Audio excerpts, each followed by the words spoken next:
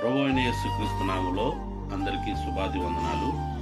కీర్తనల గ్రంథ ధ్యానము 147వ అధ్యాయము 1 వచనం నుండి 10 వచనాలు ధ్యానించుకుందాం. యెహోవాను స్తుతించుడి, మన దేవునికి స్తోత్రగానము చేయుట మంచిది, అది మనోహరము, స్తోత్రము చేయుట ఒప్పిదము. యెహోవాయే యెరూషలేము కట్టువాడు, చెదరిన ఇశ్రాయేలీయులను పోగు చేయువాడు. గుండె చెదరిన వారిని ఆయన బాగు చేయువాడు, వారి గాయములు కట్టువాడు. నక్షత్రముల సంఖ్యను ఆయన నియమించి ఉన్నాడు, వాటికన్నిటికీ పేర్లు పెట్టుచున్నాడు.